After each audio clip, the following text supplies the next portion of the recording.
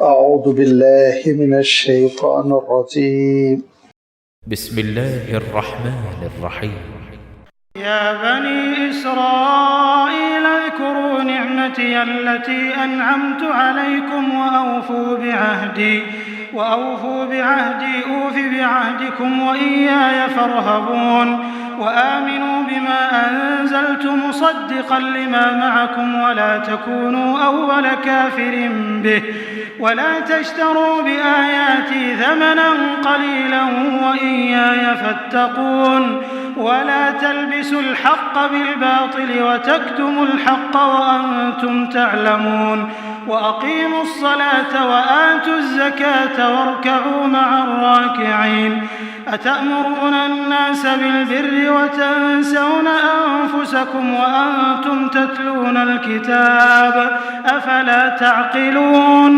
واستعينوا بالصبر والصلاة وإنها لكبيرة إلا على الخاشعين الذين يظنون أنهم ملاقو ربهم وأنهم إليه راجعون.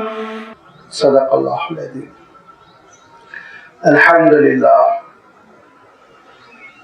لله رب العالمين والصلاة والسلام على سيد المرسلين وعلى آله وأصحابه أجمعين أما بعد. سورۃ البقرہ کا یہ 5واں رکوع ہے جس کے بھی آپ کے سامنے تلاوت کی گئی. اس رکوع کا آغاز ہو رہا ہے آیت نمبر 40 سے اور یہ رکوع ختم ہو رہا ہے آیت نمبر 46 پر. اس رکوع سے یا آیت نمبر 40 سے سورۃ البقرہ کے ایک نئے چیپٹر کا، ایک نئے عنوان کا، یا آپ کہہ لیجئے ایک نئے مضمون کا آغاز ہو رہا ہے. پچھلی آیتیں تو گزر چکی ہیں، 39 آیتیں. وہ دراصل سورۃ البقرہ کا انٹروڈکشن تھا، ابتدائیہ تھا، تمہید تھی، جس میں کہ اللہ تعالیٰ نے انسانوں کے 3 گروہ کا تذکرہ فرمایا: مومن خالص اور کھلا کافر، اور تیسرا گروہ منافقین کا، جو سب سے بڑی درد سری پیدا کرتا ہے. پھر اللہ تعالیٰ نے ان 3 گروہوں کے تذکرے کے بعد اس حقیقت کا اعلان فرمایا کہ عبادت کیا ہے، توحید کیا ہے، رسالت کیا ہے. فرمایا اگر قرآن مجید کے سلسلے میں تم کو یہ شک و شبہ ہے کہ یہ اللہ کی جانب سے نہیں ہے تو ایک چھوٹی سی صورت اس کے جواب میں پیش کرو. ایک چیلنج فرمایا، اور وہ چیلنج یہ بتاتا ہے کہ قرآن مجید کلام ربانی ہے. لہذا اللہ تعالیٰ ارشاد فرماتا ہے کہ جب یہ حقیقت نمایاں ہو گئی، نکھر گئی، کھل کر آ گئی، تو پھر اب 2 ہی طبقے، ماننے والے، نہ ماننے والے. ماننے والوں کے لیے خوشخبری، جنت کی نعمتیں، نہ ماننے والوں کے لیے عذاب. فرمایا کہ ایسی آگ تیار کی گئی جس کے ایندھن انسان اور پتھر ہوں گے، کیونکہ اللہ تعالیٰ نے انسان کو جس مقصد کے ساتھ پیدا کیا وہ اللہ تعالیٰ کی معرفت ہے، اللہ تعالیٰ کی عبادت ہے، اللہ تعالیٰ کی اطاعت ہے. یہ وہ مقصد تھا جس کے لیے حضرت آدم علیہ السلام کا پتلا تیار ہوا، فرشتوں کو سجدے کا حکم ہوا، حضرت آدم کو علم لدنی عطا ہوا. ابلیس نے انکار کیا، وہ برباد ہوا حسد کی بنیاد پر، کہ ابلیس کو یہ حسد ہوا کہ مجھ سے بھی افضل کوئی مخلوق وجود میں آ رہی ہے. اس حسد نے اس کو برباد کر دیا. اب حضرت آدم اور ابلیس کی اس کشمکش کے تذکرے کے پیچھے جو حکمت ہے، بلکہ جو حکمتیں ہیں، کئی حکمتیں جو ہیں، ان میں ایک حکمت ابھی نمایاں ہوگی. دوسری حکمت یہ ہے کہ اللہ تعالیٰ نے انسانوں کے سامنے 2 اسوے رکھے. ایک حضرت آدم علیہ السلام نے درخت کو چکھ لیا، اس پہ توبہ کی، تو یہ حضرت آدم کا اسوہ ہوا توبہ کر لینا۔ اور دوسرا طریقہ کار ابلیس کا، جس سے غلطی ہوئی اس پہ ضد کیا، تباہ ہو گیا۔ تو دوسرا طریقہ ضد کا ہے، گناہوں پہ ضد کرنا، اصرار کرنا، انسسٹ کرنا، تباہ ہو جانا۔ ایک حکمت یہ ہے، اور دوسری حکمت حضرت آدم اور ابلیس کی سرکشی کا جو اللہ تعالیٰ نے تذکرہ فرمایا وہ یہ کہ دیکھو تم کو ایک عارضی زندگی دی جا رہی ہے، امتحان والی زندگی ہے، آزمائش والی زندگی ہے، پھر تم کو لوٹ کر اپنے جد امجد کی میراث تک پہنچنا ہے، اور وہ ہے جنت۔ اور بھی حکمتیں ہیں، لیکن تیسری حکمت جو میں ابھی آپ کے سامنے پیش کرنا چاہ رہا ہوں وہ یہ کہ کفر، انکار اور حق کی مخالفت، اس کے جو اسباب ہے، روٹ کاز، ان میں سب سے اہم سبب حسد ہے۔ حسد کی وجہ سے انسان برباد ہو جاتا ہے، اچھی باتوں کا انکار کر دیتا ہے، بھلی باتوں کا انکار کر دیتا ہے۔ اور میں نے عرض کیا تھا کہ یہ وہ حسد ہے جس کی بنیاد پر آسمان میں سب سے پہلا گناہ ہوا ابلیس کا، اور یہ وہ حسد ہے جس کی بنیاد پر زمین پر سب سے بڑا گناہ، پہلا گناہ ہوا وہ قابیل کا، کہ اس نے اپنے بھائی حابیل کو قتل کرنے کی سازش کی اور اسے قتل کر دیا۔ سورۃ المائدہ میں اللہ تعالیٰ نے اس کا تذکرہ فرمایا۔ یہی حسد تھا جو یہودیوں کو اللہ کے رسول صلی اللہ علیہ وسلم کے خلاف اور اللہ کے رسول صلی اللہ علیہ وسلم سے دشمنی کرنے پر آمادہ کر رہا تھا، یہ حسد تھا۔ ورنہ ان کی کتاب میں تحریف کے باوجود، تبدیلی کے باوجود، آپ صلی اللہ علیہ وسلم کی آمد کی جو نشانیاں تھی، آپ صلی اللہ علیہ وسلم کی بعثت کی جو علامتیں تھیں، وہ اتنی تھی، اور تھی کا لفظ بھی صحیح نہیں، وہ اتنی ہے کہ مٹائے نہیں مٹتی، آج تک موجود ہے، چاہے وہ باب تکوین ہو، سفر تکوین ہو، سفر استثناء ہو۔ لیکن اس کے باوجود انہوں نے اللہ کے رسول صلی اللہ علیہ وسلم کا انکار کیا، وجہ حسد۔ یہ کیسے ہو گیا کہ ہمارے خاندان اور ہمارے قبیلے سے نبوت کی نعمت چھین لی گئی اور بنی اسماعیل میں دے دی گئی؟ لہذا اللہ تعالیٰ نے بنی اسرائیل کو خطاب کر کے پہلے تو بہت ہی رحمتوں کے ساتھ، شفقت کے ساتھ، جو ارحم الراحمین کا معاملہ ہے اسی معاملے کے ساتھ سمجھایا۔ آج کے رکوع میں یہی ہے، ان کو سمجھایا گیا۔ پھر آگے اللہ تعالیٰ نے ان کے جرائم کا تذکرہ فرمایا۔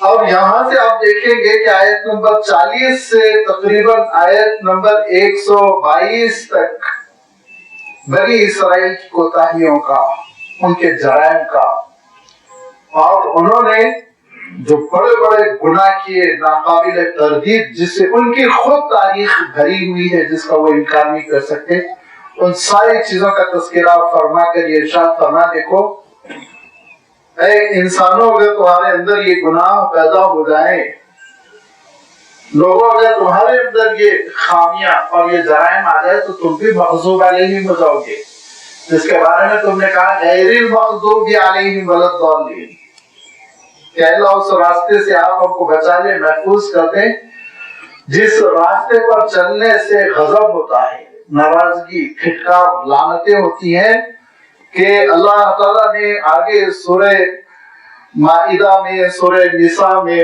یہ اشارے فرمائے کہ خود بنی اسرائیل کے نبیوں نے ان کے اوپر لعنت بھیجی، کھل کے لعنت کا لفظ استعمال کر کے، تم پہ لعنت ہو کہ تم اتنے بڑے مجرم ہو۔ کیسے انہوں نے حضرت موسیٰ علیہ السلام کو ستایا، کیسے انہوں نے حضرت سلیمان علیہ السلام کے ساتھ بے وفائی کی، کیسے انہوں نے حضرت زکریا کو شہید کیا، حضرت یحییٰ کو شہید کیا، کیسے انہوں نے حضرت عیسیٰ علیہ السلام کو سولی پر چڑھانے کی کوشش کی۔ ان کے جرائم کی پوری فہرست کھول کر رکھ دی گئی۔ کیوں؟ تاریخ میں ان کو مجرم قرار دیا جائے، صرف اتنا نہیں بلکہ اللہ تعالیٰ یہ اشارہ فرما رہا ہے، دیکھو امامت کا، دینی قیادت کا اور امت شہادت اور خیر امت ہونے کا منصب ان سے لے کر اے مسلمانوں تم کو دیا جا رہا ہے۔ چارج دیتے وقت بتا دیا گیا ہے کہ پچھلے عہدیداروں نے کیا کیا غلطی کی تھی وہ تم نہ کرو، اس سے تم اجتناب کرو، اس سے بچتے رہو، ورنہ تمہارا بھی حشر وہی ہوگا۔ ان عدتم عدنا، تم وہ گناہ کرو گے ہم وہی فیصلے لے کر آئیں گے۔ اللہ تعالیٰ نے سورہ بنی اسرائیل میں صاف فرمایا۔ لہذا اللہ تعالیٰ آج جو آیتیں پڑھی گئی اس میں خطاب فرما رہا ہے اور ارشاد فرمایا یا بنی اسرائیل اذکروا نعمتی التي انعمت علیکم واوفوا بعہدی اوف بعہدکم وایای فارحبون۔ اے اسرائیل کی نسل، اے بنی اسرائیل، یاد کرو میری اس نعمت کو جو میں نے تم پر کر رکھی تھی اور میرے عہد کو تم پورا کرو۔ میں نے تم سے جو عہد کیا وہ پورا کروں گا اور میری ہی عظمت کے آگے جھکو، میری ہی عظمت اور جلال کا اقرار کرو۔ بنی اسرائیل، بنی جو ہے عربی میں بچوں کو، نسل کو، ذریت کو کہتے ہیں۔ اسرائیل حضرت یعقوب علیہ السلام کا لقب تھا۔ یہودی تاریخ کے مطابق وہ اسرائیل کے معنی بھی بہت غلط ہے اور اس لقب کے پیچھے جو بیک گراؤنڈ بتاتے ہیں، قصہ بتاتے ہیں، وہ تو ناقابل سماعت ہے، انتہائی بےہودہ قسم کی باتیں وہ کرتے ہیں۔ حضرت یعقوب علیہ السلام جو حضرت ابراہیم علیہ السلام کے پوتے ہیں، حضرت اسحاق علیہ السلام کے فرزند ہے، اور یعقوب اس لیے آپ کا نام ہے کہ عقب کہتے ہیں ایڑی کو، ایڑی پیر کی جو ایڑی ہوتی ہے پچھلا حصہ، اور حضرت یعقوب علیہ السلام دراصل جڑواں بھائی تھے۔ بڑے بھائی جو پہلے پیدا ہوئے وہ عیسو تھے۔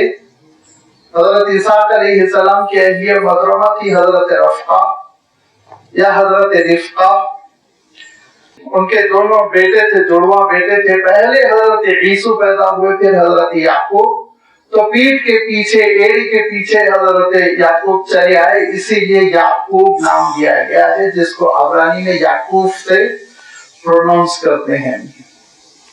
یعقوب علیہ السلام چونکہ بعد میں پیدا ہوئے، جب جڑواں بچے ہوتے ہیں تب بھی ایک ذرا بڑا ہوتا ہے، دوسرا تھوڑا چھوٹا ہے، گھنٹے، 2 گھنٹے، 10 منٹ، 15 منٹ کا بہرحال فرق ہوتا ہے۔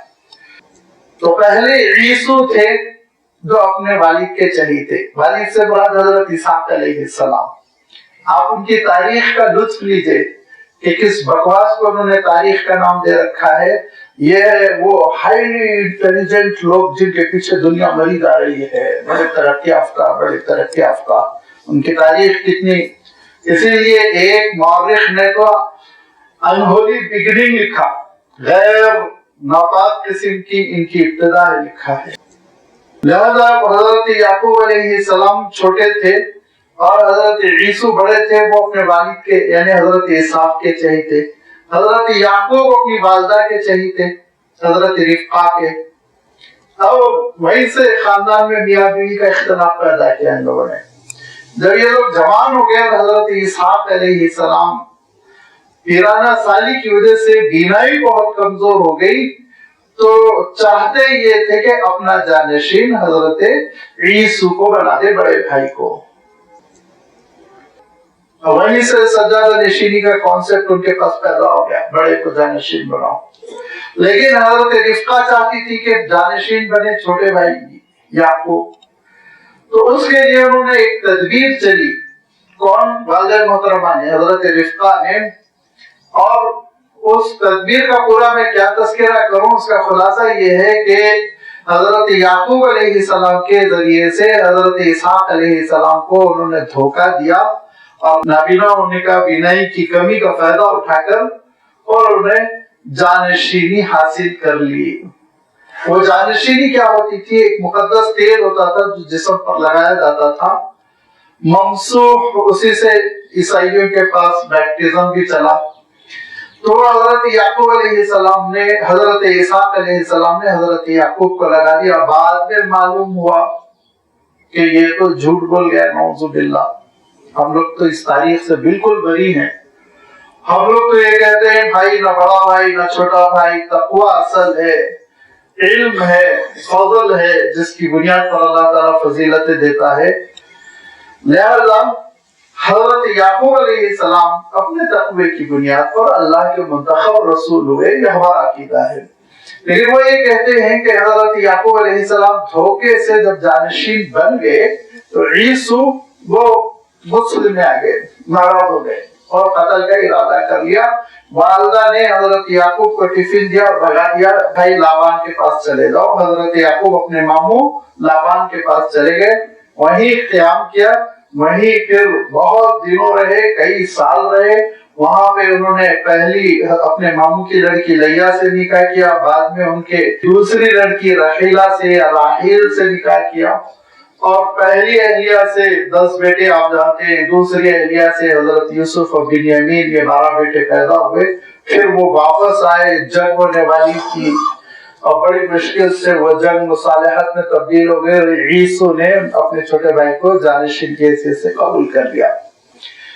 یہ جو واقعہ ہے میں اس لیے بیان کر رہا ہوں کہ جب حضرت یعقوب علیہ السلام فلسطین میں داخل ہونے کا ارادہ کیے تو فرشتوں نے کہا نہیں، آپ کے لیے حالات سنگین ہیں، کیونکہ عیسو 400 کا لشکر لے کر انتظار کر رہے ہیں، آپ کو کاٹ دیں گے، گردنیں کاٹ دیں گے. تو حضرت یعقوب نے فرشتوں کی بات نہیں مانی. فرشتوں نے روکا تو ان سے کشتی لڑی فرشتوں سے. حضرت یعقوب، میں نہیں کہہ رہا ہوں، آپ ان کا لٹریچر اٹھا کر دیکھ لیجیے، مستند کتابیں ان کی. کشتی لڑی تو فرشتے کو پچھاڑ بھی دیا. پچھاڑ دینے والے کو بطل اللہ کا لقب ملا، یعنی اسرائیل. ان کا ترجمہ اسرائیل کے معنی اللہ کا پہلوان، بطل اللہ طاقتور آدمی، یہ ان کا ترجمہ. اہل اسلام علماء نے، محققین نے، بالخصوص ایک ہندوستان کے بڑے مفسر گزرے مولانا عبد الحمید فراہی یا حمید الدین فراہی، دونوں طرح سے ان کا نام لکھا جاتا ہے. قرآن پاک پہ انہوں نے بڑی تحقیقات کی تو انہوں نے ثابت کیا وہ عبرانی زبان سے واقف تھے اور اسرائیلی عالم سے انہوں نے علی گڑھ میں عبرانی زبان سیکھی تھی. لہذا انہوں نے تحقیق کی اور بتایا کہ اسرائیل کے معنی اللہ کا سننے والا بندہ ہے، عبد السمی کے معنوں میں ہے، عبداللہ کے معنوں میں ہے. یہ اصلاً اسرا کے معنی عبد ایل مانے اللہ، اسرائیل کے معنی عبداللہ، اللہ کا مطیع، اللہ کا فرمانبردار، اللہ کی عبادت کرنے والا. یہ علماء اسلام کی تحقیق ہے. یہی تقریباً معنی اکثر مفسرین نے، چاہے امام ابن کثیر رحمۃ اللہ علیہ ہوئے یا طبری ہو یا قرطبی ہو، یہ سارے ائمہ تفسیر میں عبداللہ کا مفہوم لکھا، کیونکہ یہ حضرت عبداللہ ابن عباس رضی اللہ تعالیٰ عنہ کی روایت بھی ہے.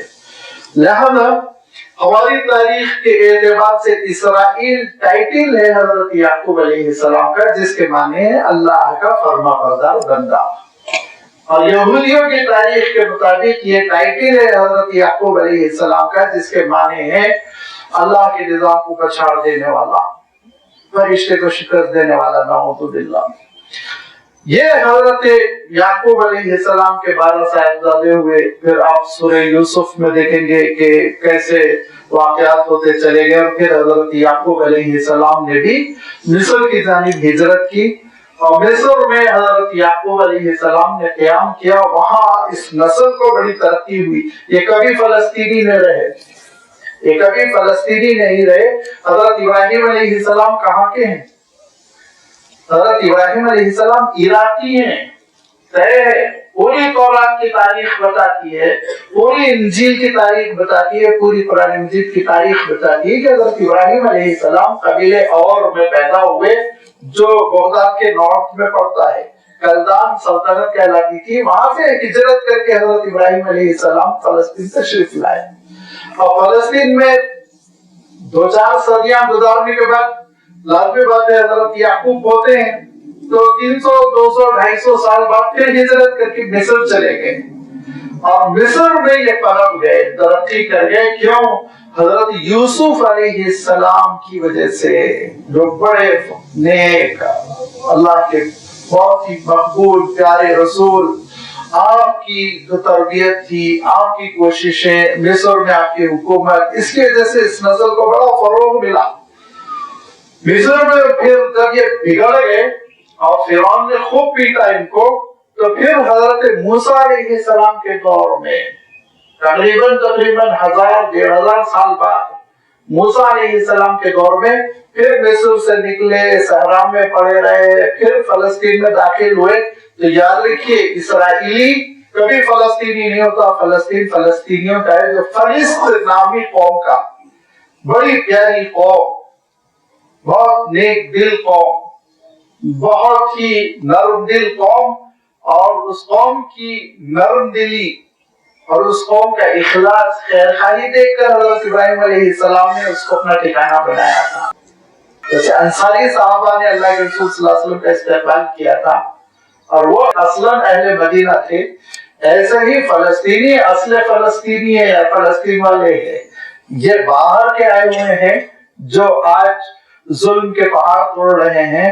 یہ بنی اسرائیل جو مصر میں آباد تھے، انہوں نے حضرت یوسف علیہ السلام کی تعلیمات کو، حضرت یوسف علیہ السلام کے والد ماجد حضرت یعقوب علیہ السلام کی تعلیمات کو، حضرت اسحاق علیہ السلام کی تعلیمات کو، اور اپنے جد امجد حضرت ابراہیم علیہ السلام کی تعلیمات کو ملیا میٹ کر دیا، بدل دیا، یہاں تک کہ ان کے آستینوں میں سانپ بت کی طرح پڑے ہوئے تھے، شرک کرتے تھے، شرک میں پڑے ہوئے تھے، علاقائی دیوی دیوتاؤں کی خوشنودی چاہا کرتے تھے، اتنے بگڑ گئے تھے، آپس میں لڑائی جھگڑے مکاری بے ایمانی، پوری تاریخ ان کی کتابوں ہی سے اگر آپ دیکھیں گے تو انہی جھگڑوں میں، انہی جرائم میں پڑے ہوئے وہ نظر آئیں گے۔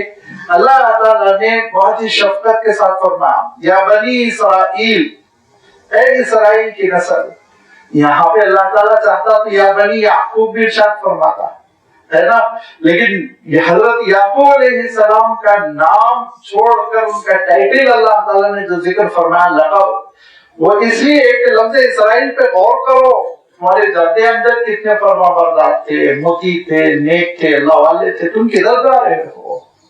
ایک احساس دلانے کے لیے کہ کس وجہ سے حضرت یعقوب علیہ السلام مشہور ہوئے، ان کی شہرت کا سبب کیا ہے؟ اللہ کی فرما برداری، بندگی۔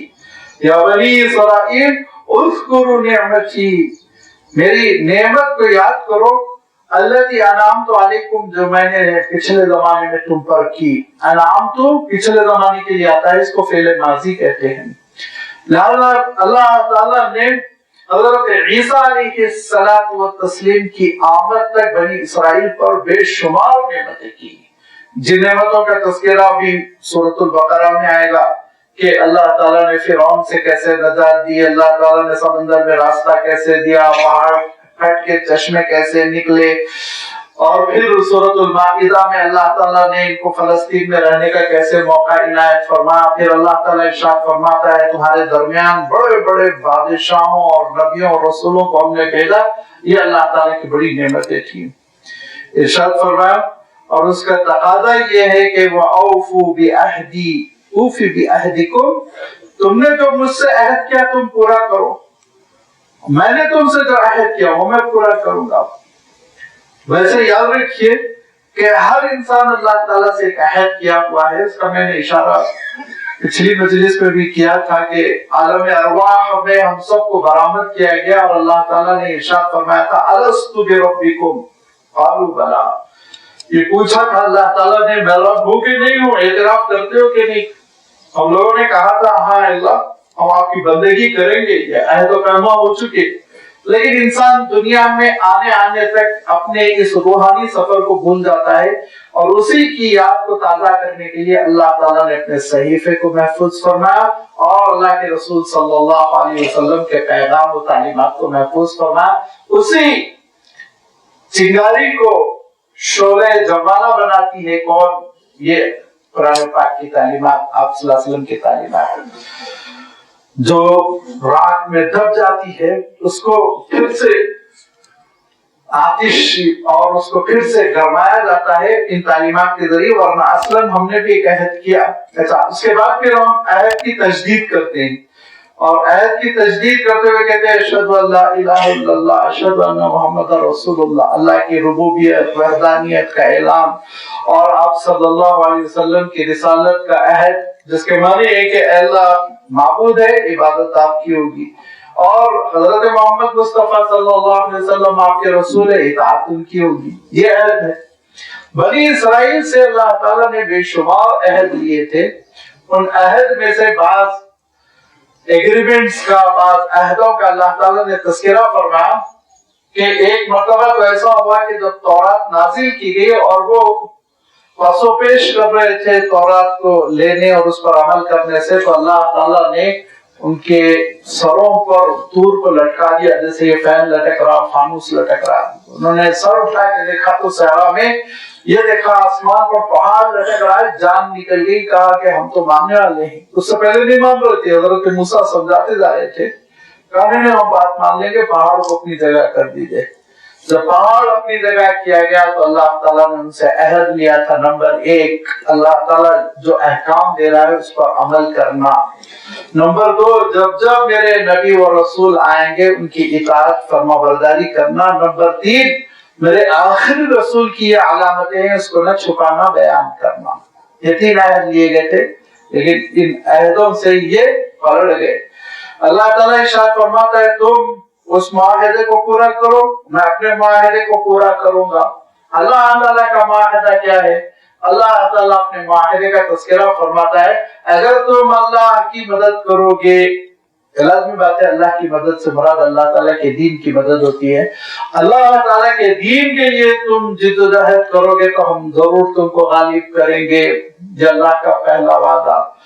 دوسرا وعدہ اللہ تعالیٰ کا یہ ہے کہ تم اللہ کی راہ میں جدوجہد کرتے رہو گے، شریعت تھامے رہو گے، خاتمہ بالخیر کریں گے، اسلام پہ خاتمہ ہوگا، دین پر خاتمہ ہوگا۔ اور تیسرا اللہ تعالیٰ نے ہم سے یہ وعدہ فرمایا کہ پھر آخرت کی زندگی تمہاری اتنی خوبصورت ہوگی، ایسا سوال دیا جائے گا اس اخروی زندگی کو کہ ذرہ برابر شکایت باقی نہیں رہ جائے گی۔ فرمایا تم اپنا وعدہ پورا کرو، میں اپنا وعدہ پورا کروں گا۔ یہ ون وے ٹریفک نہیں چلے گی کہ اللہ تعالیٰ سب کچھ کرتا رہے اور ہم ہاتھ پر ہاتھ رکھے بیٹھے رہیں، یہ نہیں ہو سکتا۔ کیا فرمایا اللہ تعالیٰ نے آگے چل کر یہ آیت آنے والی ہے کہ میرے بارے میں بندے رسول پوچھتے ہیں کہ میں دعا قبول کرتا ہوں یا نہیں کرتا ہوں، تو آپ ان سے یہ کہہ دیجئے انی قریب، میں بہت قریب ہوں، دعا قبول کرتا ہوں، لیکن ایک شرط ہے، اجیب دعوت الداعی اذا دعان فلیستجیبوا لی، وہ میری بات سنیں، میں بندوں کی بات سنوں گا۔ اللہ تعالیٰ صرف بندوں کی بات سنے کہ اللہ مجھے امتحان میں پاس کرا دے، اللہ مجھے نوکری دلا دے، اللہ مجھے شادی کرا دے، اور تم خود اللہ کی بات نہ سنو، نماز نہیں، جماعت کا اہتمام نہیں، صدقات نہیں، راہ خدا میں انفاق نہیں، بے حیائی سے اجتناب نہیں۔ فرمایا اللہ کے رسول صلی اللہ علیہ وسلم نے کیسے ہو سکتا ہے کہ ایک شخص لمبا دراز سفر کر کر آیا، مکہ مکرمہ وہاں پہنچ گیا، میں اپنے الفاظ میں بول رہا ہوں، آپ صلی اللہ علیہ وسلم نے صرف اتنا ارشاد فرمایا لمبا سفر کر کے آیا اور ہاتھ پھیلا کے کہہ رہا ہے اللہ یہ کر دیجئے، اللہ یہ کر دیجئے، اور کیسے اس کی دعا قبول کی جائے؟ ملبسہ حرام، مشربہ حرام، غذی بحرام، حرام کھایا ہوا، حرام پیا ہوا، کپڑے حرام پیسوں کے، دعا قبول ہو جائے گی؟ نہیں ہونے والی۔ لہذا یہ سنگل وے نہیں چلے گا، ہم بھی اطاعت کریں، فرما برداری کریں، اپنے آپ کو اہل بنائیں کہ اللہ کے وعدے ہم پر پورے ہو سکیں، اہلیت پیدا کریں۔ شرط فرمان وَأَوْفُوا بِعَهْدِي أُوفِ بِعَهْدِكُمْ، تم وفا کرو میں بھی وفا کروں گا، تم عہد پورا کرو میں بھی عہد پورا کروں گا، وَإِيَّايَ فَارْهَبُونِ، میرے جلال کا تم کو خیال رہنا چاہیے۔ عام طور پر آپ اگر کوئی ترجمہ دیکھیں گے تو اور مجھے سے ڈرو یہ لفظ رہے گا، لیکن میں عرض کر چکا ہوں یہ ذرا ہماری اردو زبان کی تنگی دامن ہے کہ ڈرنے کا لفظ ہم استعمال کرتے ہیں خافہ کے لیے، ڈرنے کا لفظ ہم استعمال کرتے ہیں فزیع کے لیے، ڈرنے کا لفظ ہم استعمال کرتے ہیں خشیہ کے لیے، ڈرنے کا لفظ ہم استعمال کرتے ہیں رہبہ کے لیے۔ سب کے لیے بیچاری اردو کے پاس ایک ہی لفظ ہے، لیکن عربی میں رہبہ کے معنی ہوتے ہیں کسی کی عظمت اور اس کے جلال کا احساس، پسینہ آ جاتا ہے نا، زبردست پرعظمت عظیم الشان کوئی ہستی ہو تو فرشتے کو دیکھ لے، کیسے عظمت کا احساس ہوگا سوچئے۔ ایسی کیفیت کو رحابہ کہتے ہیں، اور اسی سے یہ لفظ بنا ہے وہ ایایا فرحبون، اور میری ہی عظمت کا تم کو احساس ہونا چاہیے، میرے ہی جلال کا تم کو احساس ہونا چاہیے۔ تو آج میں باتیں ہم اردو کے اعتبار سے یہی ترجمہ کریں گے کہ مجھے سے ڈرو، کسی اور سے نہ ڈرو۔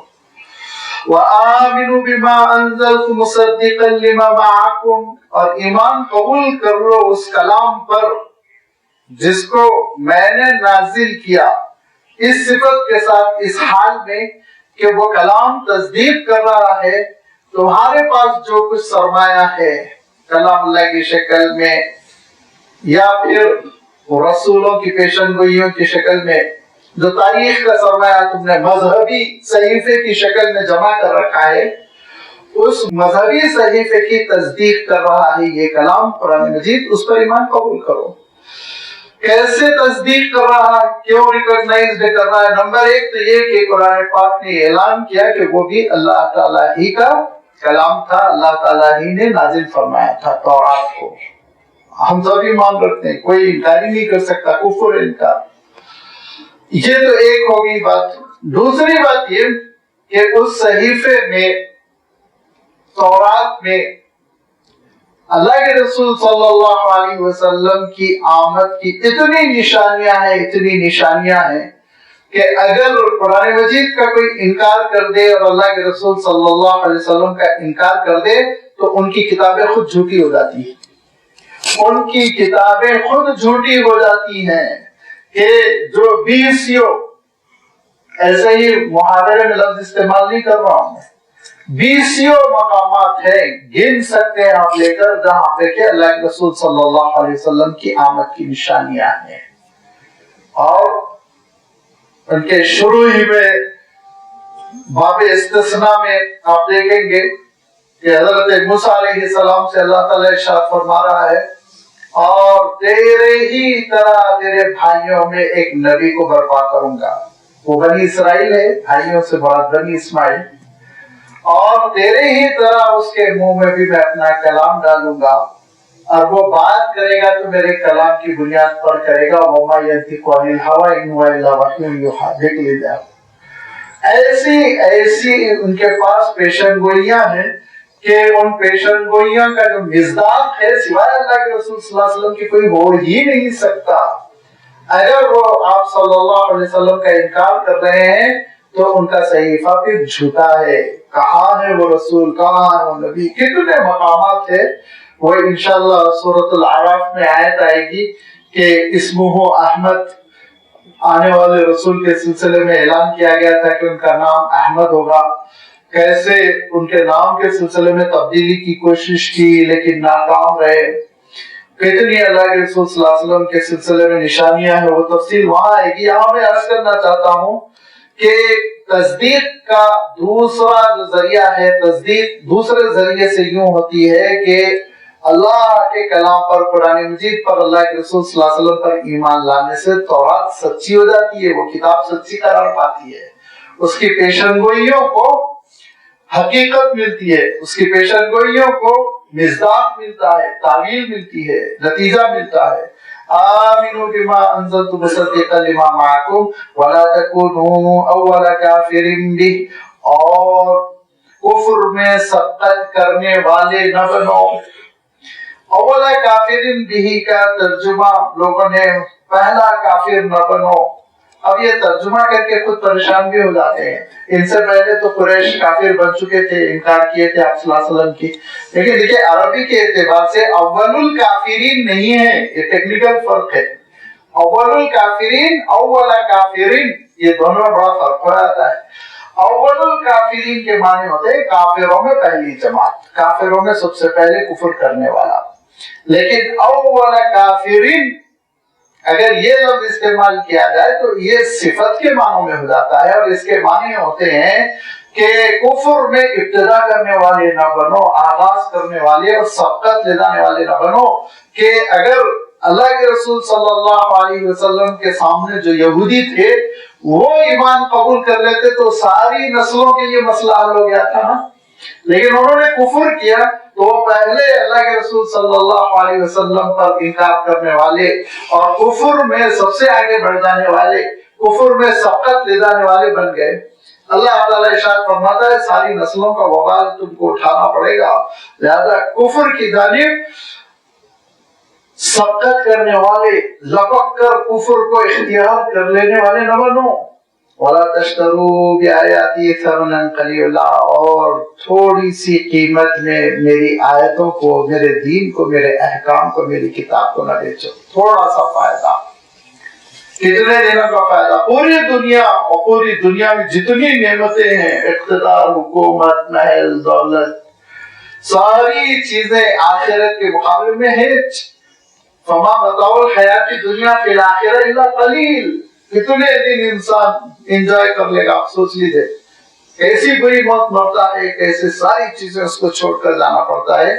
لہذا اللہ تعالیٰ کے دین کو دنیا کے چھوٹے سے عارضی سے، دنیا کے راحت کے لیے، چھوٹی سی خوشی کے لیے، تھوڑی سی خوشی کے لیے، جو زمانے کے اعتبار سے بھی لیمیٹڈ اور پلیس کے اعتبار سے، جگہ کے اعتبار سے، مکان کے اعتبار سے بھی لیمیٹڈ، اتنا آدمی کیا کر لے گا؟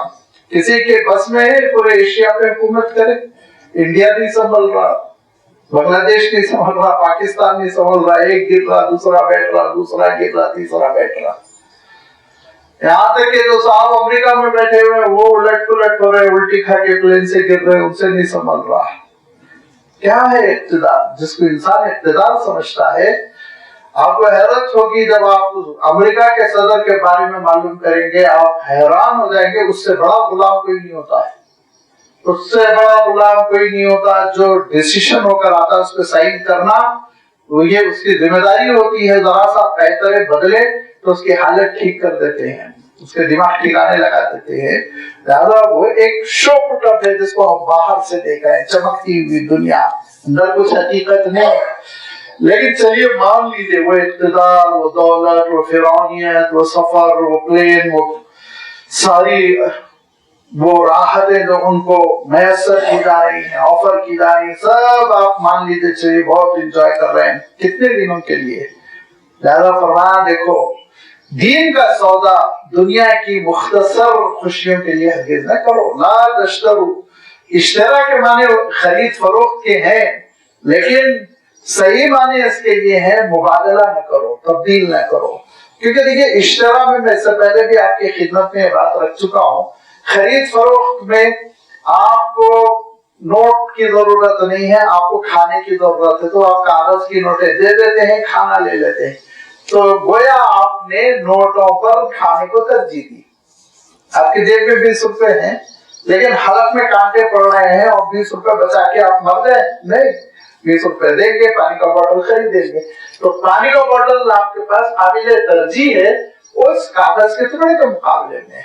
لہذا اشترا کا جو مفہوم آتا ہے نا، وہ مفہوم عربی میں اسی جڑ سے نکلتا ہے کہ مبادلہ، کسی چیز کا تبادلہ۔ اور شروع میں تو عرب ایسے ہی کرتے تھے، گیہوں دے کے کھجور لیتے تھے، اونٹ دے کے ہتھیار لیتے تھے، اس طرح سے مبادلہ، سکے وکے، نوٹ اور یہ ATM کارڈ، یہ سب ساری بلائیں تھوڑی تھی زمانے میں۔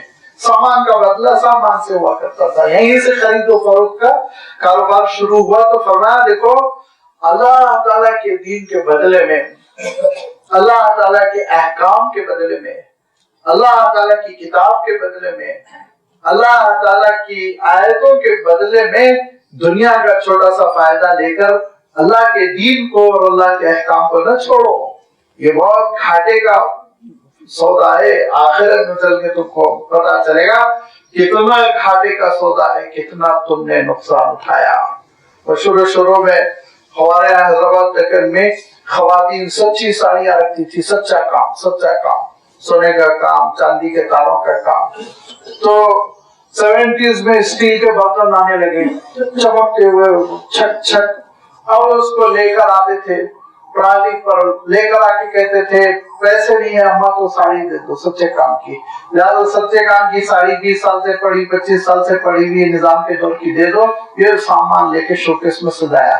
वो सच्चे काम को ले जाके उन्होंने साड़ी को जलाया, सोने चांदी के मालिक बने, यहाँ से वहां तक उन्होंने दुकानें लगाई। मालूम नहीं था ना क्या दे रहे हैं हम क्या दे रहे हैं हम और क्या ले रहे हैं। चमक ने हमारी आंखों को खियारा किया था, चमक ने हमारी आंखों को खियारा कर दिया था।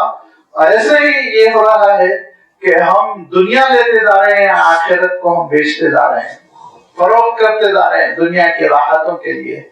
दुनिया की राहत भी नहीं, मैं तो राहत कह ही नहीं सकता हूँ, खुदनुमाई के लिए नुमाइश दिखाना चाह रहे हैं। मुसीबतें हो रही है, लोन लेने के कमर टूटी जा रही है, मगर बनेगा जरूर स्टेज, बनेगा जरूर वीडियो।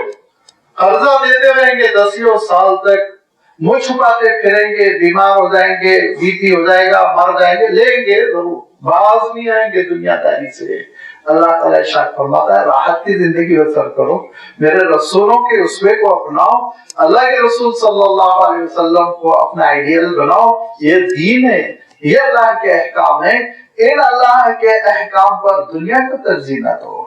ला तश्तरू बिआयाती समनन कलीला वइया फत्तकून, और तकवा इख्तियार करना है तो बस मेरा तकवा इख्तियार करो, मुझसे डरो, मेरा खौफ रहे, मेरे से एहतियात करो, मेरी नाफरमानी से बचो। के अल्लाह ताला की नाफरमानी से बचने में जो इंसान की कामयाबी है, जो इज्जत है, जो शरफ है, उसका कोई मुकाबला नहीं।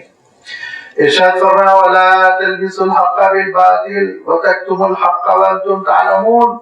दो जबरदस्त किस्म की कोताहियां कर रहे थे। एक तो ये कि हक को, सच्चाई को, रियलिटी को बातिल से मिला रहे थे, झूठ से। दूध और पानी मिलावट करते ना, दूध में पानी डालने के लिए, दूध ताकि ज्यादा कीमत आ जाए, तो फरमाया कि यही मिलावट, इसी मिलावट के लिए लफ्ज इस्तेमाल फरमाया वला तलबिसु। तलबीस अरबी में कहते हैं मिलावट करना, और ये लफ्ज लबसा से चला जिससे लिबास भी है, क्योंकि लिबास जो है वो असल ढाक लेता है हमारे उयूब के ऊपर, वो हावी हो जाता है। तो लबसा के माने होते हैं किसी चीज को ढाक लेना, किसी चीज पर गालिब आ जाना, किसी चीज को छुपा देना।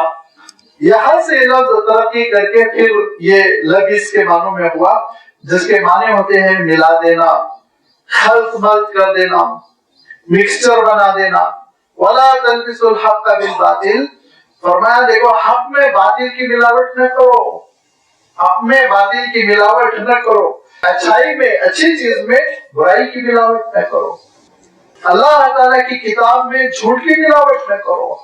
कैसे करते थे वो ऐसे मिलावट करते थे कि बसा औकात लफ्ज मेट कर दूसरा लफ्ज लिखते, कभी कभी लफ्ज के नुक्ते शोशे बढ़ाकर उसको बिगाड़ दिया करते हैं।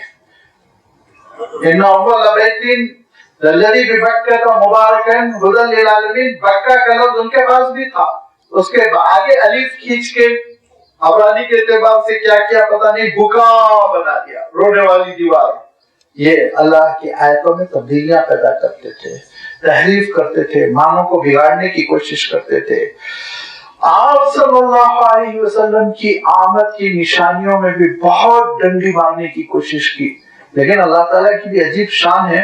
इतने मकामात पर अल्लाह ताला ने उनकी किताबों में तकरार फरमा दिया कि हर जगह डंडी नहीं मार सके, बात जगह डंडी मारे।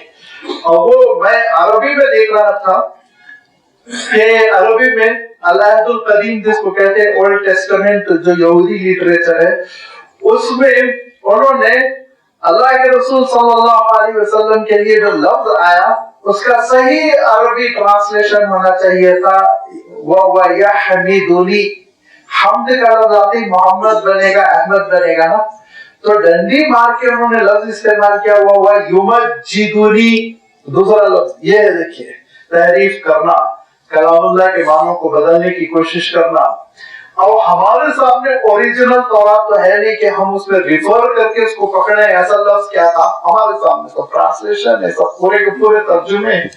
लिहाजा इन्होंने हक और बातिल को गुड़बड़ कर दिया, मिला दिया। वला तलबिसुल हक़्क़ बिल बातिल وَتَكْتُمُ الْحَقَّ نہ چھپاؤ حق کو. زیادہ صحیح ترجمہ یہی ہے. دوسرا بھی ایک ترجمہ ہو سکتا ہے.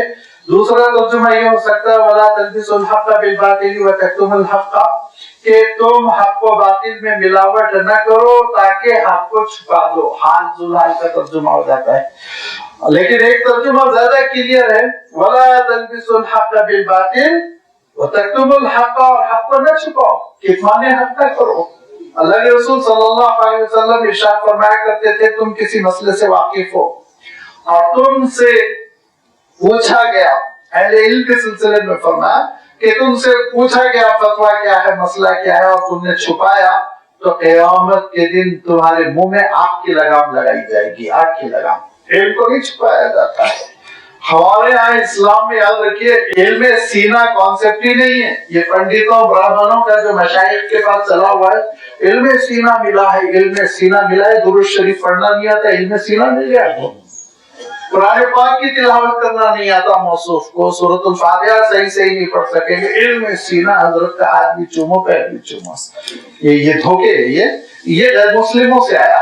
ہمارے پاس جو کچھ بھی ہے وہ علم صحیفہ ہے. علم صحیفہ, یہ صحیفہ ہے آپ کے پاس اور اس کی شرح میں حدیث ہے. جو مسلمان آگے بڑھے, غیر مسلم بھی سیکھو, پڑھو, قریب آؤ. لہذا فرمایا دیکھو حق کو چھپانے کی کوشش نہ کرو. اس کو عربی میں کہتے ہیں کتمان الحق, حق کو چھپا لینا, پوشیدہ کرنا, نہ بتانا.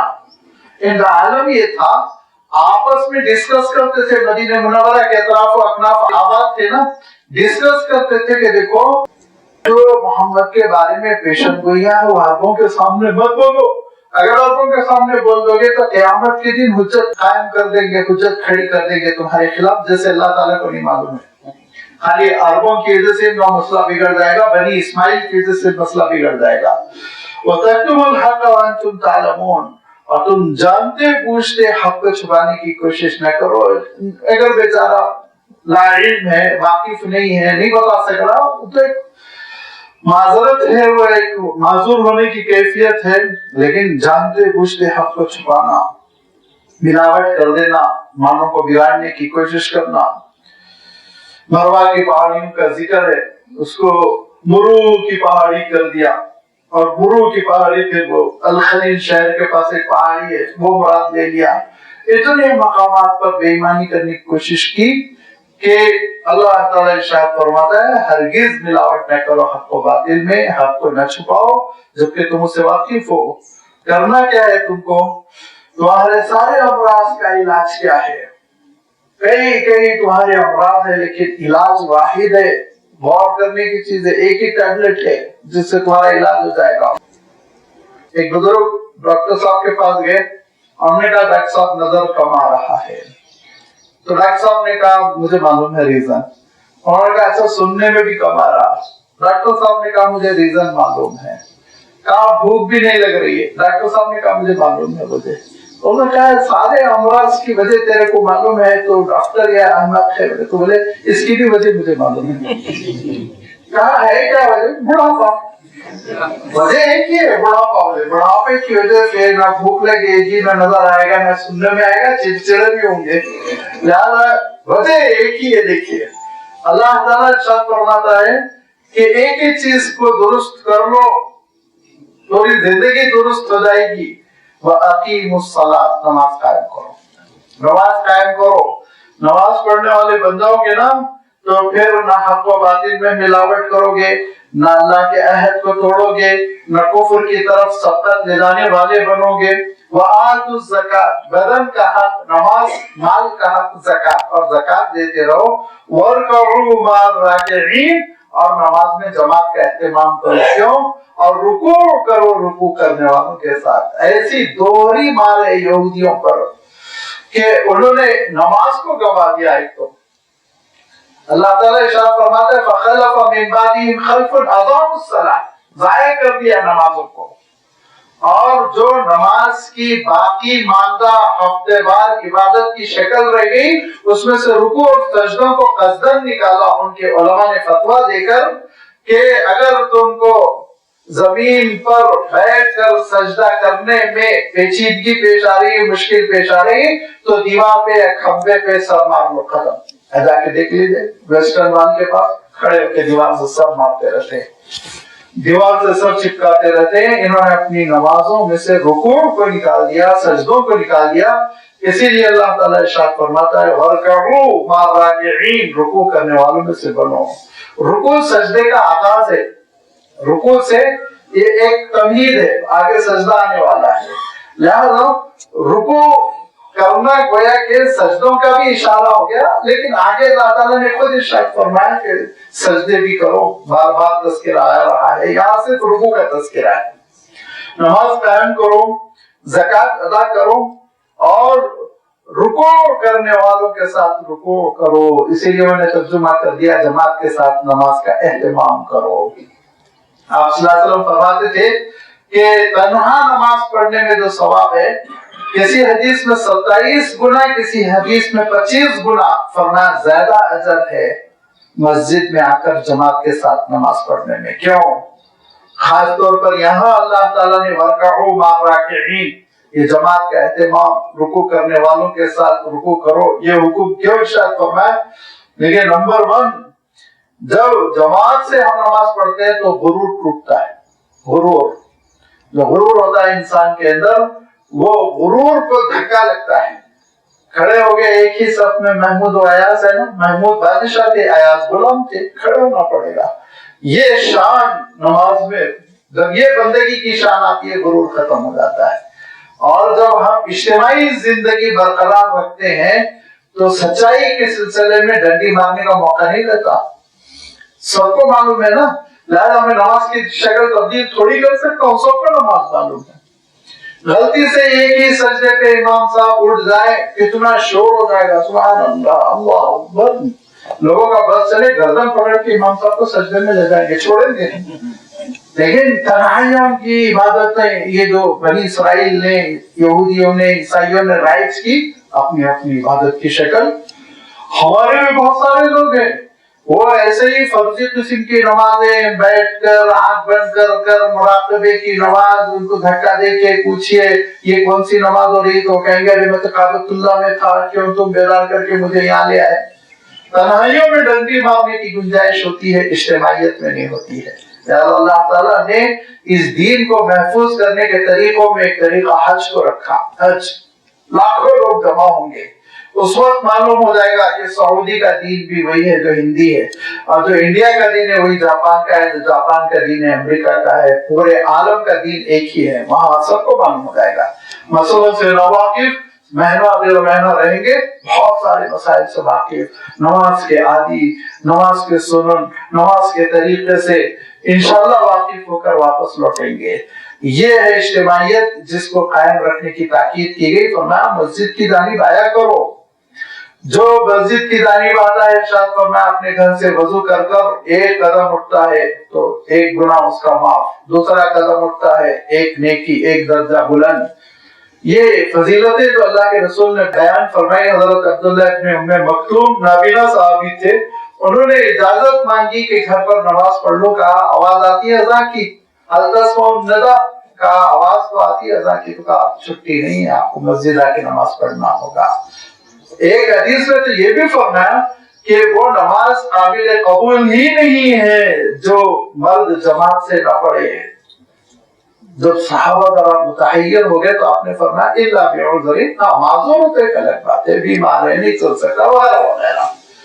لہذا یہ جماعت کا اہتمام کرنا، مسجدوں کو آباد کرنا، اور جو لوگ مسجدوں کو آباد نہیں کرتے دوسرے اڈوں پہ بیٹھے ہوئے ہیں اور سمجھتے وہی مذہب کی دکان ہے، تو ان کے کفر کے بارے میں آپ شہادت دیجئے۔ بہت بڑی بات کہہ رہا ہوں، لیکن حدیث میں اللہ کے رسول نے فرمایا جو مسجد آتا جاتا ہے اس کے ایمان کی گواہی دو، جو مسجد نہیں آتا اس کے کفر کی گواہی دو۔ گھر میں بیٹھا ہوا ہے، اذان ہو رہی ہے، پکارا جا رہا ہے، بلایا جا رہا ہے، کسی بھی خاندان کا ہو، کتنا بڑا جبہ کیوں نہ پہنتا ہو، لیکن اگر وہ مسجد کا حاضری نہیں لگانے والا ہے، ایمان مشکوک ہے۔ اتأمرون الناس بالبر وتنسون انفسکم وانتم تتلون الکتاب فلا تعقلون، کیا تم لوگوں کو حکم دیتے ہو نیکیوں کا اور اپنے آپ کو بھلا دیتے ہو نیکی کے وقت، اور اپنے آپ کو بھلا دیتے ہو جبکہ تم اللہ کی کتاب کی تلاوت بھی کرتے ہو، کتاب بھی تمہارے سامنے ہے، لوگوں کو تو سمجھا رہے ہو، نیکیوں کا پرچار کر رہے ہو، خود اپنی ذات کو مستثنا کر رہے ہو، خود عمل نہیں کرتے. یہ علم نافع نہیں ہے. جس علم کا نفع مجھے خود نہیں ہو رہا ہے دوسروں کو کیا ہوگا سوچے. علم نافع ہے تو یہ سب سے پہلے میں خود عمل کروں گا. لہذا اللہ تعالیٰ ارشاد فرماتا ہے کبر مقتا عند اللہ ان تقولوا ما لا تفعلون. انتہائی بری بات ہے کہ جو تم خود نہیں کرتے وہ کہتے ہو. سب سے بری بات ہے ارشاد فرمایا انتہائی بری بات ہے کہ خود نہ کرو لوگوں کو حکم دو. حضرت شعیب علیہ السلام نے یا کسی اور نبی نے یہی ارشاد فرمایا تھا کہ ذرا میری زندگی کو دیکھو کہ میں تم کو جن باتوں سے روکتا ہوں ان کی طرف خود بھی نہیں جاتا ہوں. میں خود بھی میں وی آئی پی کلچر نہیں ہے کہ میں سگنل توڑ کر چلا جاؤں پبلک کے اوپر جرمانہ کا نہیں. جن جن چیزوں سے تم کو روک رہا ہوں وما اريد ان اخالفكم الى ما انهاكم ان سے میں خود بھی رک رہا ہوں. میں خود بھی اجتناب بلکہ اللہ کے رسولوں اور نبیوں نے زیادہ عمل کر کے بتایا. ہم کو 25% کی انہوں نے دعوت دی، خود 100% کرتے تھے. ہم کو 1 گھنٹے کی تہجد کا حکم دیا، خود 4 گھنٹے پڑھتے تھے. انبیاء اور رسولوں کا عالم یہ تھا. ہم کو تو کیا کہا کہ بھائی مال ہے جو تمہارے پاس 1 سال پڑا ہوا ہے خاص مقدار میں تو 2.5% 2.5% وہ خیرات کرو زکات. خود کا عالم کیا ہوا؟ اپنے لیے 2.5% بھی نہیں رکھا، اپنے لیے 2.5% بھی نہیں رکھا. گھر میں جو آیا خرچ کیا، جو آیا خرچ کیا اللہ کے راہ میں. تو یہ اسلام کا جو نمونہ ہے، اللہ کے نبیوں اور رسولوں کا جو اسوہ ہے یہ کہ بولنے والا خود بہتر سے بہتر زیادہ سے زیادہ عمل کرے. اللہ کے رسول صلی اللہ علیہ وسلم فرماتے تھے کہ معراج کے موقع پہ آپ نے دیکھا کہ کچھ لوگوں کو جہنم میں جھونکا جا رہا ہے اور وہ ان کی آنتیں باہر نکل آئی اور ایک بیچ میں کسی ایک کھوٹے سے وہ آنتیں پھنسی ہوئی ہیں اور فرمایا جیسے کہ گدھے کے گلے میں رسی بندھی ہوئی ہو اور وہ گدھا اس کے اطراف گھومتا چلا جا رہا ہے گھومتا چلا جا رہا ہے، ویسے وہ لوگ گھوم رہے ہیں، گول گول گھومتے جا رہے ہیں. میں نے پوچھا حضرت جبرائیل سے، مسلم شریف کی روایت ہے، الفاظ میں تھوڑا بہت ہو سکتا کہ بے احتیاطی ہو رہی ہو لیکن مفہوم یہی ہے کہ پوچھا میں نے جبرائیل سے جبرائیل یہ کون ہے؟ تو فرمایا آپ کے قوم کے وہ واعظین ہیں جو واسطہ اچھے کرتے تھے عمل میں. واسطہ کیا فجر چھوڑ کے خود مولی صاحب سو گئے. فرمایا یہ وہ لوگ ہیں ان کا یہ حشر ہو رہا ہے. اتنی وعیدیں ہیں سخت. لہذا فرمایا دیکھو جب نیکیوں کی تلقین کر رہے ہو نا تو خود بھی عمل پیرا ہو جاؤ، خود عمل کر کے بتاؤ. تأمرون الناس بالبر. ہندوستان پہ جو زوال آیا آپ کو معلوم ہونا چاہیے، تاریخ اٹھا کر پڑھیے. مغل دور کے آخری حصے میں جو ہونے لگا تھا وہ عالم یہ تھا کہ بڑے بڑے مولوی بنے ہوئے ہیں اور بیٹھ کے شطرنج کھیل رہے ہیں. معلوم ہوا بادشاہ کا قاصد آ رہا ہے، اعلیٰ حضرت آ رہے ہیں، بادشاہ آ رہے ہیں، جلدی جلدی جانی ماضی بچھا کر بیٹھ لے تسبیح لے کر. یہ لوگوں کے نگاہوں میں دھول جھونکنا چاہتے تھے، اللہ تعالیٰ نے ہماری نگاہوں میں دھول جھونک دیا، کہیں کہنے رہ گئے. اصل والا تو ہندوستان میں علماء پر آئی تھی، اصل والا تو مسلمانوں پر آئی تھی. برادران وطن پہ کچھ نہیں ہوا، وہ تو کھاتے پیتے ویسے ہی نوکریاں کرتے رہے جیسے آپ کر رہے ہیں. پوری قربانیاں ٹوٹل 90% کو مسلمانوں نے دی. لاشیں مسلمانوں کی لٹک رہی تھی، لاشیں مولویوں کی لٹک رہی تھی، علماء کی لٹک رہی تھی. جنگیں جتنی ہو رہی تھی علماء کی ہو رہی تھی انگریزوں سے. لہذا مصیبت تو علماء پہ آئی تھی اور اس کی وجہ یہ کہ ہم نے اپنے مقصد کو بھلا دیا تھا، منہج کو بھلا دیا تھا، نبوی منہج کو ہم نے نظر انداز کیا. اگر خود ہمارے درمیان وہ علم ہوتا، وہ عمل ہوتا، وہ استقامت ہوتی، یہ کیفیت نہیں ہوتی. اتأمرون الناس بالبر. یہ یہودی علماء اور مشائخ کا بھی طریقہ تھا کہ لوگوں میں تو بڑی پیاری پیاری باتیں کرنا، مکروہات کیا ہے لسٹ بتانا، مستحبات کیا ہے لسٹ بتانا، اپنا موقع آتے ڈنڈی مارنا، حرام کھا لینا، رشوت کھا لینا. علماء نے لکھا، مفسرین نے لکھا کہ خاص طور پر رشوت فتویٰ جو دیتے تو پیمنٹ ضروری ہوتا. تقریر کریں گے تو 25,000 کا لفافہ ضروری ہے، ورنہ نہیں. ابھی ایک صاحب نے ریٹس بتائے، حیران ہو گیا میں، سوشل میڈیا کو خطرناک ہو گیا ہے نا، نام کے ساتھ ریٹس بتائے انہوں نے، ایک بزرگ کا 1 لاکھ ہے، ایک کا 75 ہے، ایک کا پھر ذرا لوکل ہے تو 5000 10,000 کے بھی ہیں اس میں، جس کو آپ چاہے بلا لیں۔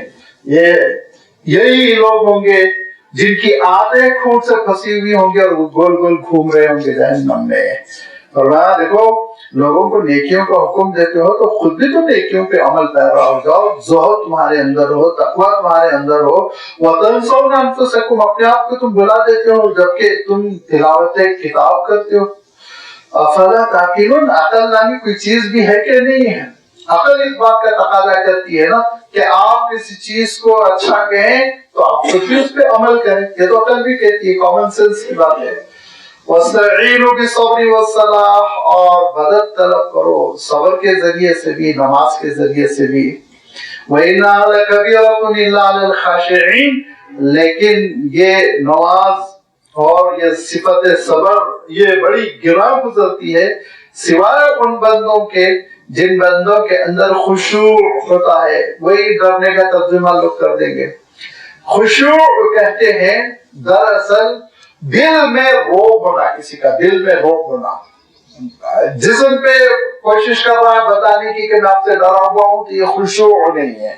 خشوع کے معنی ہوتے ہیں کہ دل میں ایسا روب ہونا کہ ان کے سامنے آواز بھی نکلے تو منہنی سی کمزور سی آواز نکلے۔ اسی لیے اللہ تعالیٰ نے فرمایا قیامت کے دن خشعت الاصوات، آوازیں دبی دبی نکلے گی، مارے گھبراہٹ کے، مارے ڈر کے، مارے خوف کے۔ لہذا الخاشعین کس کو کہیں گے؟ فرمایا خاشعین کی 2 صفت ہے، الذین یظنون انہم ملاقو ربہم، جو خیال رکھتے ہیں کہ ان کو ان کے رب سے ملنا ہے، وانہم الیہ راجعون، اور وہ لوٹ کر اللہ ہی کی طرف جانے والے ہیں۔ اس کی تشریح سے تھوڑی سی مختصر تشریح، اس سے پہلے میں ایک بات ضرور عرض کر دوں کہ دیکھیں اللہ تعالیٰ ارشاد فرمایا وَأَقِیمُوا الصَّلَاةَ، نماز قائم کرو۔ تھوڑی دیر میں فرمایا وَارْكَعُوا مَعَ الرَّاكِعِينَ، رکوع کرنے والوں کے ساتھ رکوع کرو۔ پھر تیسری مرتبہ ارشاد فرمایا وَاسْتَعِینُوا بِالصَّبْرِ وَالصَّلَاةِ، پھر نماز کا تذکرہ۔ ایک رکوع میں 4 آیتوں میں بار بار نماز کا ذکر، بار بار نماز کا ذکر، کیونکہ نماز ہی ہے جس کے بارے میں اللہ کے رسول صلی اللہ علیہ وسلم فرماتے تھے کفر اور ایمان کے درمیان جو لکیر کھینچی گئی وہ نماز ہے۔ ارشاد فرمایا نماز، فرمایا نماز ہے تو ایمان ہے، نماز نہیں ہے تو پھر کفر کی ملاوٹ ہے عقیدے میں۔ بندے مومن نماز چھوڑنے والا نہیں ہوتا۔ حضرت عبداللہ ابن مسعود رضی اللہ تعالیٰ عنہ فرماتے ہیں عہد نبوت میں عالم یہ ہوتا تھا کہ کسی شخص کو اتنی بیماری لاحق ہو گئی کہ وہ چل نہیں پا رہا تو 2 طرف سے لوگ کاندھے پکڑ کے اٹھا کے لے کے آتے اور مسجد میں بٹھاتے اور وہ نماز پڑھتا، اور نماز کو جو نہیں آتا وہ وہی ہوتا جو ہمارے درمیان منافق ہونا اس کا معلوم شدہ ہو، معلوم و نفاق ہونا ہے، جس کا نفاق معلوم ہو کہ وہ منافق ہے وہی جماعت کے سلسلے میں سستی کرتا۔ یہ نماز کی تاکید کہ اگر ہماری زندگی میں نماز ہے 5 وقت کی تو اس کے معنی ہے کہ ایمان ہے، اور جس کی زندگی میں نماز نہیں ہے وہ اسلام کا نام لے کے چاہے جتنا اچھلے لیکن یاد رکھیے وہ ایمان کی ڈگر پہ نہیں، وہ صراط مستقیم پر نہیں، وہ اللہ تعالیٰ کا چہیتا پیارا بندہ ہرگز نہیں، چاہے جتنا اچھلے کودے اور کہے کہ میں فلاں ہوں میں فلاں ہوں۔ ارشاد فرمایا دیکھو یہ نمازوں کی پابندی، کیوں میں نمازوں کی پابندی کہہ رہا ہوں؟ وَاسْتَعِینُوا بِالصَّبْرِ، ثابت قدم رہنا۔ اللہ تعالیٰ ارشاد فرمایا کہ وَأَمُرْ أَهْلَكَ بِالصَّلَاةِ وَاصْطَبِرْ عَلَيْهَا، گھر والوں کو نماز کا حکم بھی دیا کرو اور اس پر صبر کرو، ثابت قدم رہو۔ ایک دن کا مسئلہ نہیں ہے، جمعہ کو پڑھ لیا پورے ہفتے چھٹی کا نہیں، تم کو ثابت قدم رہنا ہے، پڑھنا ہے، عدالت میں پڑھنا ہے، سفر میں پڑھنا ہے، ہر حال میں تم کو نماز پڑھنا ہے، حالات کتنے خلاف ہو جائیں اور پولیس والے ناکے میں لے جا کے تحقیق کریں، 10 بار تحقیق کریں، نماز نہ چھوڑو، وہ بیزار ہو جائے تم بیزار نہ ہو۔ وہ لوگ کیسے کہہ جاتے ہیں کہ نماز قضا کر لو سفر میں اگر نماز ادا کرنے میں پریشانی ہو رہی ہو؟ کوئی نماز چھوڑنے کی کسی قسم کی کوئی کوشش وہ کامیاب نہ ہونے پائے، یہ ہمارا شعار ہے۔ نماز ختم ہوگی تو ہم مر جائیں گے، جب تک ہم زندہ ہے نماز مرنے کے بعد بھی آخری نماز ہماری ہو کر رہے گی. نماز قائم کرنے کی امت آئی ہے. اللہ تعالیٰ فرماتا ہے اگر ہم تم کو خلافت عرضی دے دے, حکومت دے دے, تو تمہاری شان یہ ہونی چاہیے کہ نمازوں کی اقامت ہو. حکومت کا بھی مقصد یہی نمازیں قائم ہوں. لہذا یہ ہماری شوکت نماز ہے, ہمارا روب نماز ہے. کوئی جلوس, کوئی جلسہ, کوئی گیدری, کوئی احتجاج, یہ ہمارا شیوا نہیں, یہ ہمارا شعار نہیں, یہ ہماری علامت نہیں, یہ ہمارا سمبل نہیں. ہمارا سمبل, ہمارا شعار, ہماری علامت نماز, نماز کی شوکت. جمعہ میں مسجدیں بھری ہوں ایسے جیسے عیدین میں, فجر میں مسجدیں بھری ہوں جیسے عیدین میں بھرتی ہیں. وہاں تک کے لوگ کھڑے ہوئے ہوں تو پھر پتہ چلے گا نماز مسلمان کا ایسا ایک فریضہ ہے کہ وہ کسی بھی حال اس کو نہیں چھوڑتا. 3 بار اللہ تعالیٰ نے اس کا اعادہ فرمایا اور فرمایا دیکھو یہ چیز گرا گزرے گی, بڑی مشقت والی لگے گی, مگر اس کو نہیں. جس بندے کے دل میں اللہ تعالیٰ کا روب ہے, دبدبا ہے. کس کے دلوں میں اللہ تعالیٰ کا دبدبا ہوتا ہے؟ الذین یظنون انہم ملاقو ربہم وانہم الیہ راجعون. اللہ تعالیٰ نے 2 طرح کی بات فرما دی ایک ہی آیت میں. ارشاد فرمایا جن کو یہ خیال رہتا ہے کہ رب سے ملاقات کرنا ہے, یہ ایک محبت کی بات ہوتی ہے. دیکھیں, ملاقات کرنا ہے, ملنے کے لیے جانا ہے, کسی بہت بڑے عزیز سے, بھائی سے, والد سے سالوں ملاقات نہیں ہوئی, اور اس کے بعد ایک مدت کے بعد اب حالات ایسے ہو گئے سازگار کہ اب ملنے جانا ہے. گھر میں والدہ ملیں گی, گھر میں والد ملیں گے, تو ایک اشتیاق کی کیفیت, ساتھ میں تحفوں کی کثرت, کس طرح انسان ملنے کا خیال رکھتا ہے. الذین یظنون انہم ملاقو ربہم. ظنہ کا ترجمہ بہت سے لوگ بہت سے الگ الگ اسلوب میں کرتے ہیں. میں یہی کرتا ہوں, جن کو یہ خیال رہتا ہے کہ رب سے ملاقات کرنا ہے, ملاقات کرنا ہے, ملاقو ربہم. اب یہ تو ہو گیا. آگے دیکھیے, یہ تو اس میں تو امیدیں ہیں, ایک بہار کی سی کیفیت, ایک جمال کی سی کیفیت. آگے وانہم الیہ راجعون, اور اس میں رہنا وہ دراصل ایک دھمکی ہے. اس میں خوف دلایا گیا, لوٹ کے اسی کے پاس جانا ہے, سوچ لو کیا حشر ہونے والا ہے. انجام اسی کے ہاتھوں ہے, سوچ لو حشر کیا ہونے والا ہے. ہر 2 طرح سے اللہ تعالیٰ نے باتیں شاید فرما دی ہے کہ اگر اشتیاق کے ساتھ جاؤ گے, شوق کے ساتھ جاؤ گے, اور نماز کا نذرانہ لے کے جاؤ گے, تو ایک ملاقات ہوگی جس کو حضور فرمایا کرتے تھے کہ موت تو ایک پل ہے جس کو پار کرنے کے بعد بندہ مومن اپنے حبیب سے ملتا ہے, اپنے محبوب سے ملتا ہے. اور اگر خالی ہاتھ جاؤ گے, نافرمانی کر کے جاؤ گے, تو جانا تو ہے گردن میں توپ ڈال کے کھینچ کے لے جایا جائے گا. پھنسنا تو ہے تم کو. اب تم سوچ لو کون سا راستہ اختیار کرنا چاہتے ہو. آگے اللہ تعالیٰ نے یہاں تک بنی اسرائیل کو نصیحتیں تھی, نماز قائم کرو, صبر کرو, اور علم کو نہ چھپاؤ, سچائی کا اظہار کرو, سچائی میں جھوٹ میں ملاوٹ نہ کرو, یہ ساری نصیحتیں. آگے اللہ تعالیٰ نے اب ان کے جرائم کا تذکرہ فرمایا, اور وہ جرائم لگاتار آپ کے سامنے ان آیتوں کی روشنی میں آتے چلے جائیں گے. انشاءاللہ اس کا آغاز آئندہ اتوار ہوگا. وآخر دعوانا ان الحمدللہ رب العالمین.